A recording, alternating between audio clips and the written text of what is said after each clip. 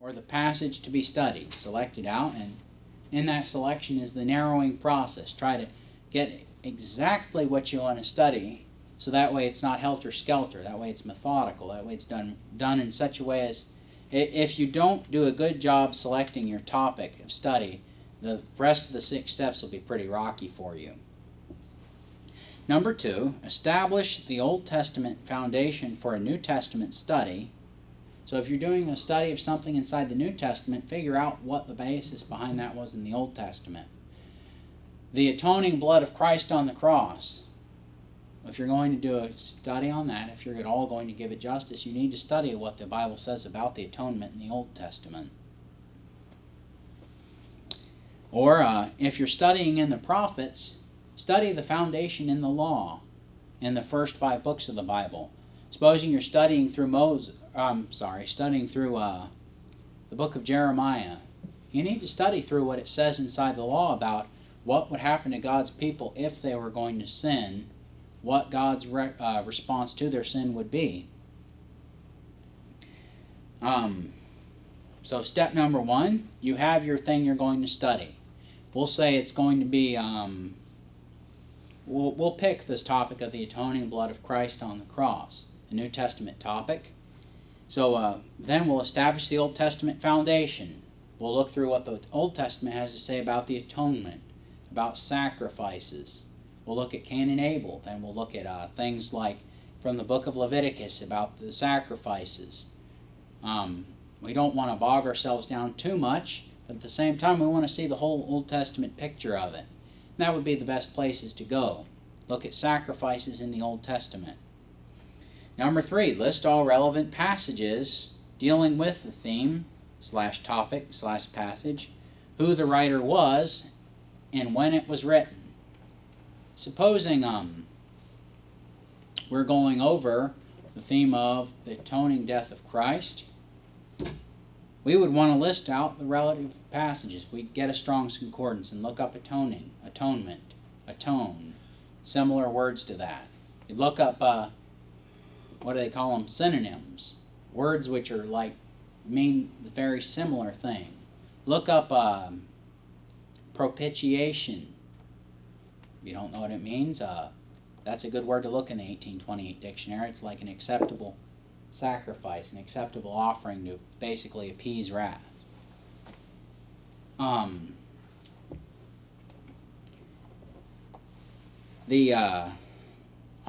other words you could look up, would need to look up, and other things you need to look up, like basically about the penalty for sin, why there has to be an atonement. You need to look up and see the relative passages on this. And also you need to look at the background of who was the writer. In a topic like this, it would be writers.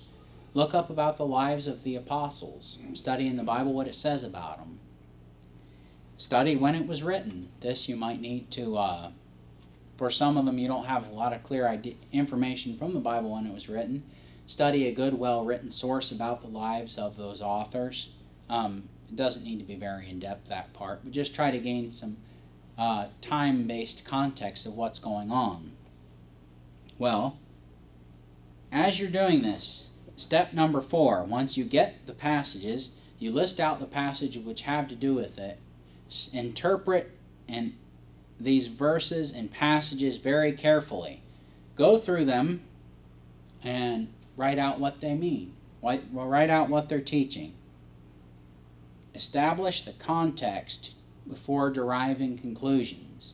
That means look carefully and see what each passage teaches before you, and look before it, look after it, see what's going on in the Bible before you just write something out. Be careful not to arrive at false doctrine because you didn't look and see what the whole area was teaching. Examine and analyze all other relevant material. That means if you're going to be studying a topic of the atoning death of Christ, study about why there needs to be an atonement. Look at about sacrifices from the Old Testament. Look at this is another thing which would be very important would be look at the results of the atonement. Observe the flow of progressive revelation related to the theme / topic / passage. If we were to study about the topic of the atoning death of Christ, what would be progressive revelation related to that? The blood. The blood? Maybe a slightly more complete answer. That's good. It's the right direction, but We kind of start in Genesis where God made a sacrifice for Adam and Eve and said that there was a Messiah coming in the future, or a seed of the woman. yeah, And then maybe go to Cain and Abel's sacrifice, and then end up going to the Passover just before they left Egypt. That would definitely be a stop on progression. oh yeah, And the one in Numbers where the serpents came in, I really like that one, Numbers 21.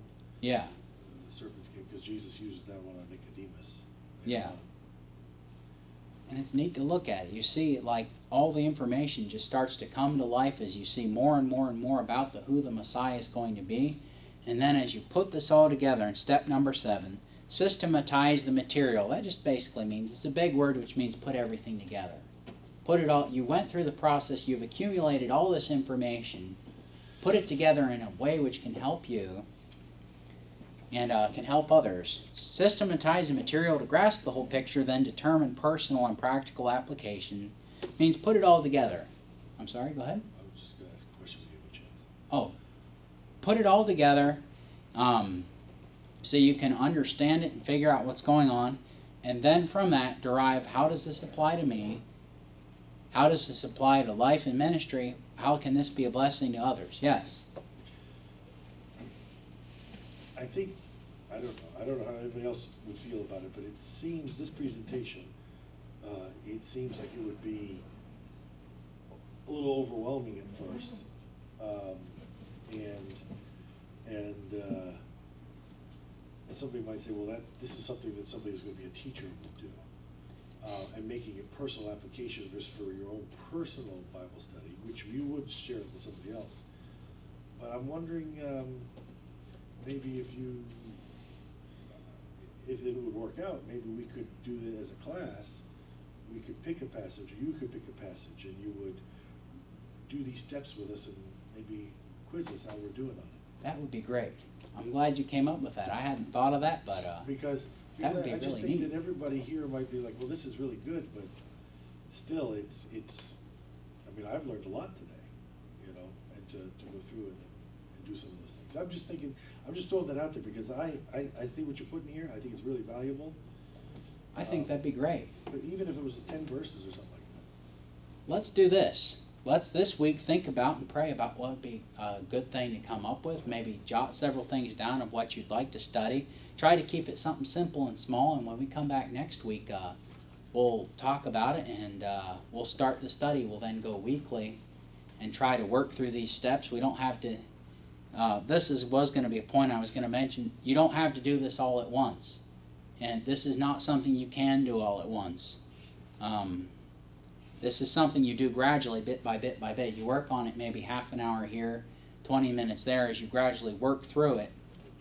This is not something that you can achieve overnight, but it's something you maybe work through in a week or maybe a few weeks.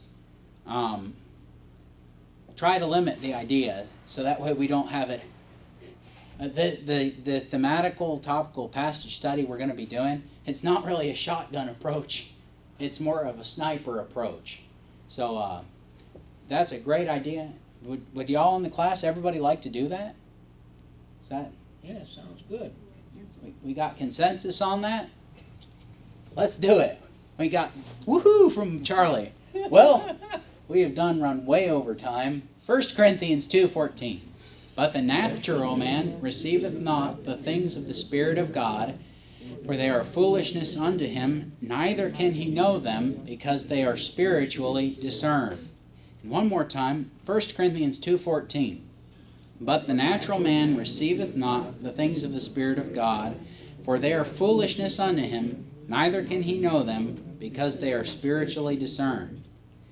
All right, next week's homework. Read John 14, Memorize John 14:14. If ye shall ask anything in my name,